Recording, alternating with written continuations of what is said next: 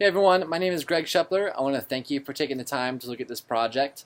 I want to give you as much information as I can without boring you. So there's a lot to read down below, and I'm going to try to give a brief summation of what it is that I do. So I'm going to go back a little bit. In 2016, I was on board the YWAM medical ship. I did a discipleship training school with Youth of the Mission out of Townsville, Australia.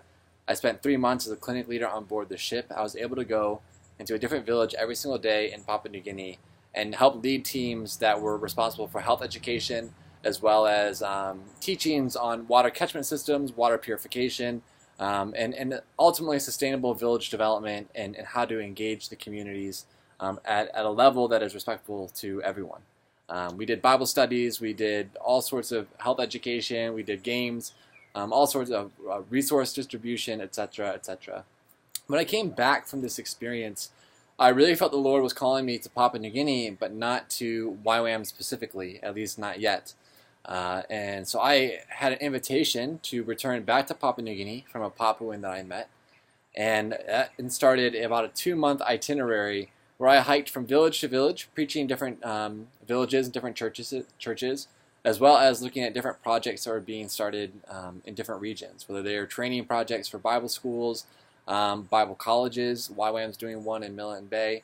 All sorts of stuff going on within this regard.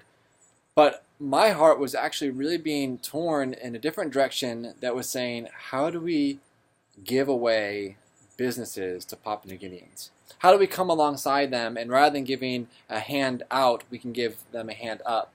And the Lord started working in my heart and said, if you can train these people to use their resources better, and then have a business stateside where you can buy those products and do it all through the kingdom lens and not have corruption enter in, and show Papua New Guineans that business can be an engine of transformation both in their lives but also on behalf of the kingdom, this would make a massive difference. So I'm intimately involved and love coffee.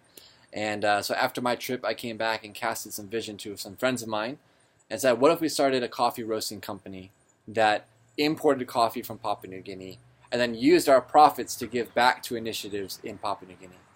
And so we came up with this plan. Coffee grown in Papua New Guinea and other countries, because we have to follow the harvest season. But we utilize coffee. We roast it in the States. Based on our sales, we use a percentage of our profits to go back to Papua New Guinea, where we are training women to do 2 things.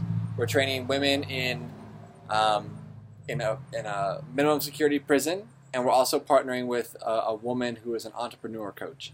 And we want to teach them to sew Days for Girls kits. These are reusable feminine hygiene products. Essentially, they're cloth pads. The issues regarding female menstruation within Papua New Guinea is marred with a lot of stigma. It's marred with a lot of shame and embarrassment, and is a conversation that needs to be addressed. As a company, as a male, as missionaries, we firmly believe that we don't want to just elevate the status of women because that brings imbalance. We want to raise the unity of an entire household. And so we have dialogues with women regarding female health. Then we also can talk to the men and say, hey, let's talk about what it means to be a God-fearing man in the household and how you can better serve your wife. These are initiatives that we use our fundings from our business to go towards. Sometimes we're the boots on the ground doing it ourselves. Other times we have strategic partnerships that carry the torch in our absence. Since we don't live in Australia and we don't live in Papua New Guinea, we can't manage every project every single day, boots on the ground. So we have a lot of strategic partnerships. So this trip to Papua New Guinea is to foster those relationships, to introduce the Days for Girls kits to the prison in Port Moresby, as well as to the entrepreneur group in Goroka. I'm also going to be catching the back end of a Business as Missions conference, which is helping to bring Papua New Guineans to the table and introduce them to other global buyers and kingdom-minded businessmen to say, how are we partnering globally to utilize business as a means for transformation in your country? This may be as simple as casting vision of a good theology of business as mission. It could also involve Papuans who are already running businesses, either in cocoa or copra or coffee, all sorts of industries, to partner with or to find other kingdom-minded buyers across the world.